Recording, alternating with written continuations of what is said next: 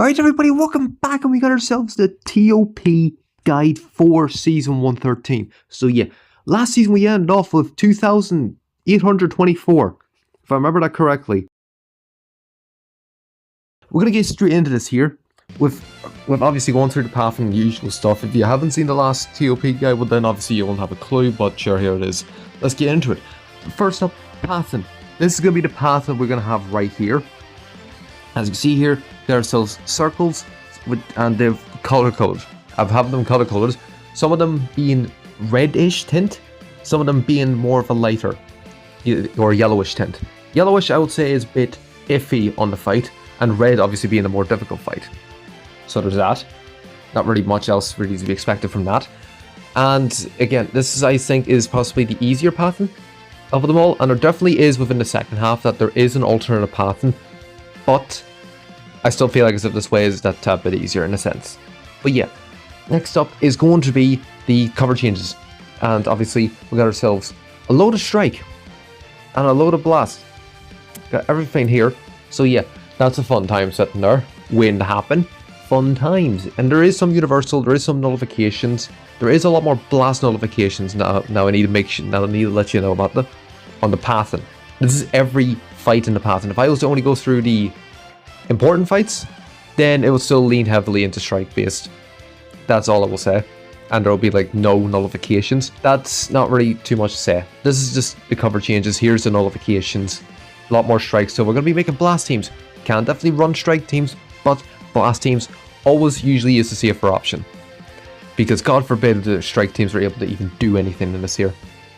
So yeah, now we're going to have a look-see at those said fights, and it's going to be this one right here. The reason why I circled this here is because the fact that there's Thouser. It is a bit iffy, and the fact you also have to deal with this cooler, but it isn't too tricky. As long as you get rid of him first, or at least this cooler first, get rid of these three first, you're mostly fine enough. Leave him to last because he'll buff up anybody that is on the team that is sagas from the movies or LOE. So yeah, there's that. Otherwise, not very much too difficult. There's no cover changes for anyone other than this cooler, who's got strike up. Okay, now I've circled this fight as well, only because the fact that we got stun, cover changes, tag unit, and a universal rescue.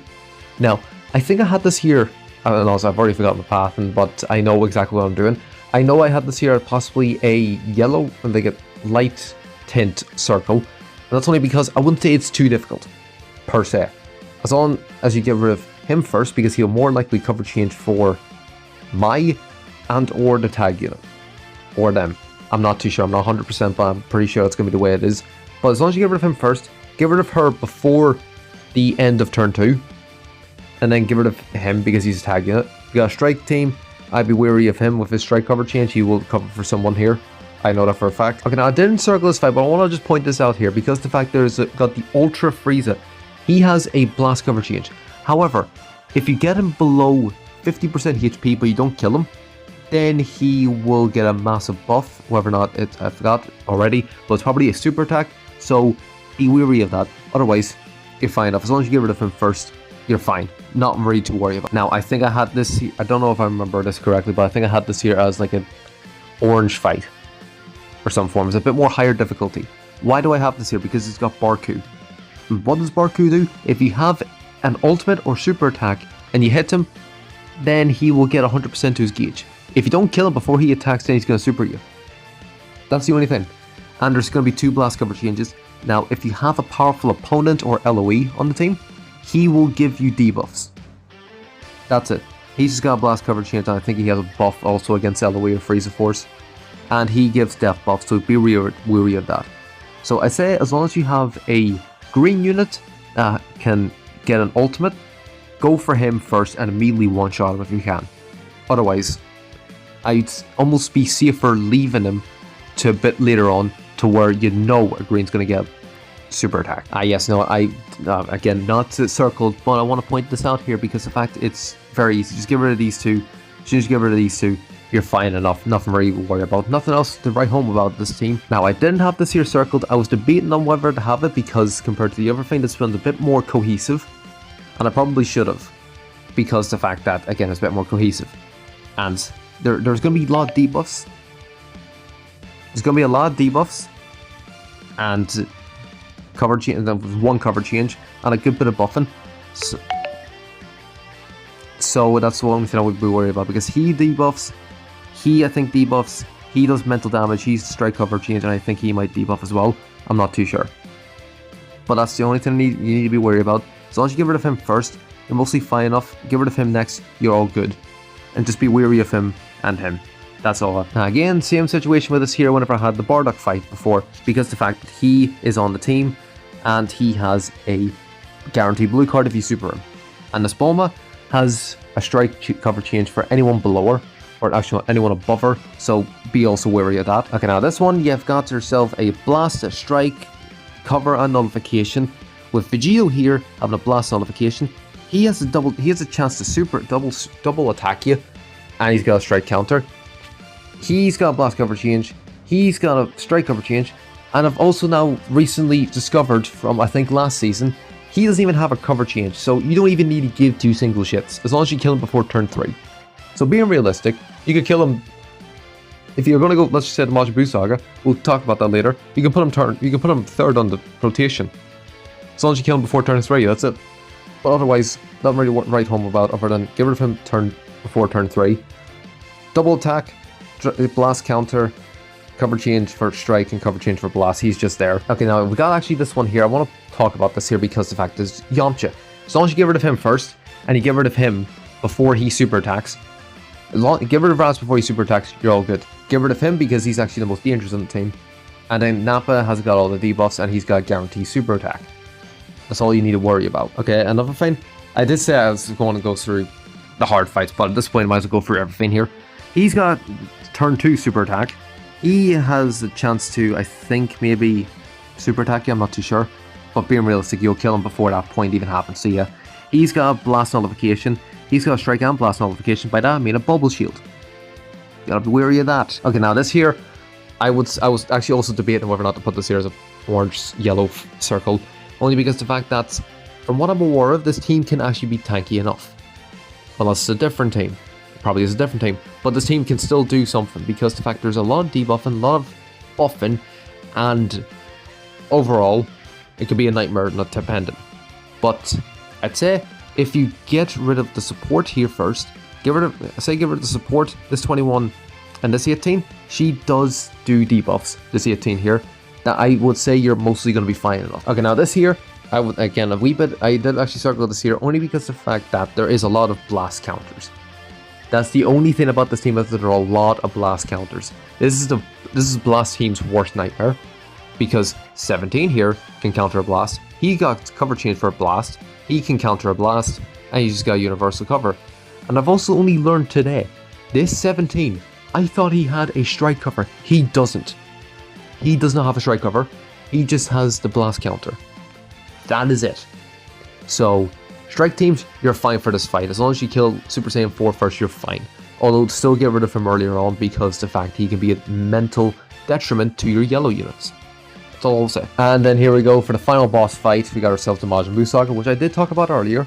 And the only reason why I'm saying you can actually keep him to near last is because, to third, because again, as I said, turn 3 he transforms into Super Vegito, and once he transforms, yeah, no, you're going to have a fun time with him there, but you can technically speaking leave him the third.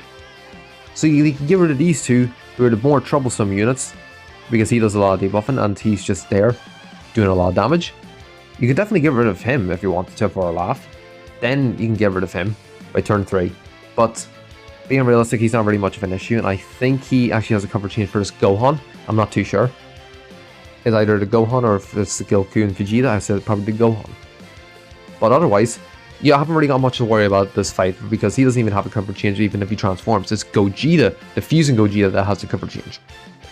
Which, in all honesty, is a bit stupid, but that's just on me at that point. Okay, now another way you could actually do this here is for an alternate path, and if you want to, you can definitely end this fight, or you can end it on this fight. I wouldn't be against it, because this one actually wouldn't say is too bad. As long as you get rid of him, because he's got the universal cover change, get rid of him before turn 3 transformation, and as long as you don't have a strike, as long as you don't have any strike units on this for this team, this is a strike team's worst nightmare because the amount of cover changes this does, and the fact that if you strike against him, he'll get 100% to his gauge. All I will say.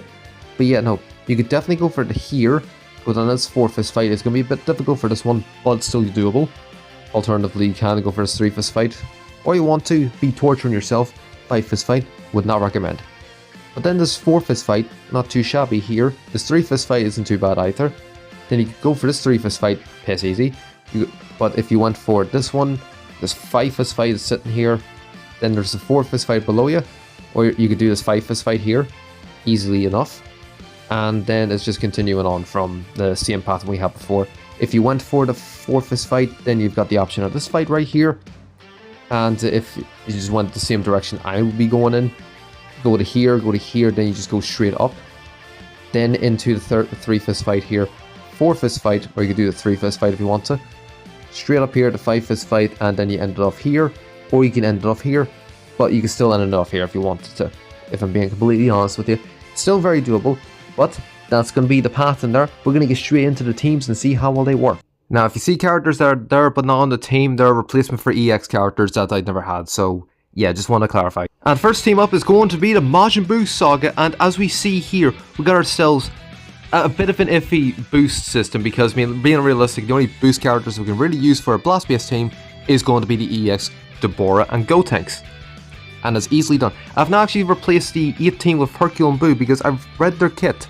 And Christ almighty, they are a lot better than 18. So yeah, they're now being replacement. They're now replacing her despite the fact they're strike based, but it doesn't matter. They're being replaced, and this is a very good team nonetheless. Next up is going to be Uni Reps, and as we see here, it's the usual standard stuff, and a lot of boosts here because we have 1 S tier and 2 Z tiers. That being Rosie and Dispo, and the other one being Vados. So you're going to be guaranteeing yourself a nice 100k, not 100k, 1k CC. I wish I had 100k. But yeah, no, guarantee super attacks, all the shebang, not really much to worry about. Easy enough team to use. Got Bergamo there for a wee bit of extra HP and 17 just to get a bit of the extra buff effects. So yeah, next up is going to be the GT, and this is actually going to be the blast based team. And I will get, if this does get run, I will get 17 and Rage up, if not 17 primarily, then Rage afterwards. But this is a very good team because Rage has that taunt, so by turn 2, you should be able to get him taunted, meaning everyone will be attacking him, meaning he gets buffs for the entire team, and I think debuffs for the enemy, 2 S tier, 2 Z tiers, and yeah, no, you're going to be guaranteeing yourself some stuff. Next up is going to be the Androids team, and yes, no, I do understand that most people probably don't have the purple 17 or the yellow 18.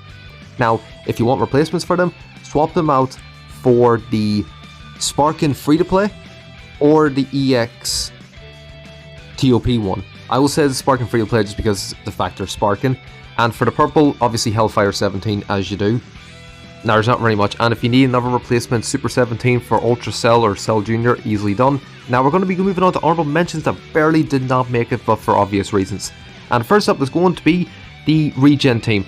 Very close to really putting this in here, because it's been so long since I last seen a Regen team on my thing. I've only ever had them in honourable mentions. I do want to run them again, but the fact I've got really nothing else for them is what holds them back a bit. Next up is going to be the strike-based version of this here, and see here, I finally got Garlic Jr., and you really want him for a Regen team. I would honestly suggest this is probably actually really decent, but again, the fact that I haven't got stars nor the friendship rank doesn't, so it really helps it not much. Next up is going to be the Saiyan Saga, because you know, for a laugh, it's Saiyan Saga is pretty good, despite the fact that there is a 3 blue thing. Can't do anything about it. That I literally can't, and I barely scrape by because the fact Cyberman is an S tier, otherwise this would not be here whatsoever. Next up is going to be the blast based version, and yeah, no, you're getting double Z tier because again, there's no S tier other than the Cyberman. So yeah, I really struggled to even get good boost characters. The rest of them are mostly in B and C tier, so yeah, fun times there. And the next one is going to be movies, because the fact that, as we saw before, a lot of strike covers, so you can't exactly really run a strike team very well. Still doable, but I won't say very well, and the fact that most of the characters have been actually kind of iffy hold. Next up is going to be the GT Strike Squad, and yeah, no, I guess somewhat same situation, because the fact that I haven't got the friendship rank, but easily have been done if I was given the opportunity. But again, still a pretty decent team if you really want to run strike. And last up is going to be Super Tains, because you know, for the lulz of it, it's just funny. It's just funny. It's just funny because the fact that Super Saiyan is actually somewhat of a viable team in a sense. This could actually do works, if you get the proper season for it. That's about it, really. And we're going to have actually a look at new characters, and that being Ultra Super Saiyan 4 Vegeta. Now, I did have a look at this kit just beforehand, just to glance over it. But we're going to have a look a bit more in the deep dive into it. So, yeah, as you see here, 2298, more or less 2,300. Very low, but defense is here not too bad. I wouldn't say the defense is actually pretty decent. And the blast attack, not too bad, not too shabby. Got the ultimate and the blue card. Now we'll go under here. He's a GT man, and I do not like the last bit of his ability. Every time an ally defeated, gets 15 damage and 15 key recovery. Why? What point? I mean, his Z ability is pretty decent, GT Insane, but that's literally all he has. There's nothing else to it. It's just GT Insane. Even if I go to his regular stats, it's just GT Insane. Although, I don't know about that. I guess, to be fair, tag there. But, let's see here. First thing, he has a massive debuff thing. Fair enough. Alright, let's see here. He's already making up for the key recovery there. 30%. Pretty decent. And he gets himself extra blast attack. Of course, he's just blast-based unit. Let's see here. 15% the damage received. I guess, to be fair, his defense are quite high, to be honest with you, so that's fair. And on special move or ultimate arts, he gets 30 recovery, damage, and minus 10 to received. Okay, so that's iffy. Why on activation, I guess, he gets extra damage, so I mean he's getting 130 for his special or ultimate, fair enough, I guess. And then once it hits, 30 for health restoration, 30% the key recovery, minus 30 the gauge, and 20% the damage received. Okay, so if we ever face him, which I hope the fuck not, ever, you're wanting to kill him first, almost. If he ever does super attack you in the fight, but I highly doubt it. But anyways, gonna move on, that's honestly iffy. Okay, now blast cover for 50% in this range. Holy shit, that is a very good range and a very good health percentage. Then after receiving an attack, he heals himself up to 6% and gets 60% to his gauge, and cancels attribute downgrades in abnormal conditions. So you kind of want him to get hit. So you don't want an aggro character on your team, or a taunt mechanic in the team, which is stupid, and that's very situational. And then on first, crit rate and crit damage on special action. Okay, that's it, that's all he does. And then anytime there's an ally defeated, 50% and upgrades at once. Why the fuck would you want that on the team? Why would you want that? That just makes no sense. Why would you want or need a dead ally? In all honesty, that just sounds iffy. I don't personally like that. So if I was to give this Vegeta a rating out of 10, I'd argue he's actually worse than King Cold and Metal Cooler. That's it. He's worse than King Cold and Metal Cooler, and that's actually fucking deadly serious. So, because, I mean, most of this shit happens whenever you use a special move and it's ultimate, but the way he gets it, the majority of the time, is very situational dependent, because 3 times. He gets it 3 times, but you need to have him hit 3 times. I mean, if he had a taunt mechanic in his kit, that would work phenomenally. Like for 1 turn, like Tauntaun or Rage Shinron, if he got to a taunt mechanic, then everyone will focus on him. That'll be very good. But the thing is though, right, the fact that he's range means that he wouldn't have it. If he was support or defense type, he more than likely had a better chance of doing it. But I still feel like as if he's just iffy. And also, I don't know what the crit rate does, and because last I checked, no one really does much in crit rate in TLP. So if I can't remember the ratings I gave him last time, it might have been like an 8 actually, or 9. So if I was to give this Vegeta, I'll give him a 6. He's meh. It's very usable if you want to slap him on a GT team. If you have the GT team, you have a blast-based GT team, go ahead, use him. But I would not recommend him, because there are so many better red units, like 17. And the free-to-play Super Saiyan Goku, who still was very good to this day. Hell, I'd argue that Zenkai Red Vegeta is even better than him. arguable, but that's very debating because he's that fucking old. But otherwise, I would say don't use him unless you have no other option. That's it. But you should have the Super Saiyan free-to-play GT Goku as a red unit, and free-to-play Sin Shinron. I will say he's even better than this Vegeta. Again, it's bad whenever you're saying that free-to-play units and older units are better than a fucking ultra unit. That's going to be it for all, and I hope you did enjoy. If there is anything I did leave out, be sure to let me know in the comment section below. If you want some teams made, by all means, I'll make a few extra teams if there is going to be a team for it. Otherwise, I will let you know, nope. And any flaws in it, go ahead and let me know and tell me I'm wrong, because you know I love it. And I shall see you all in the next one.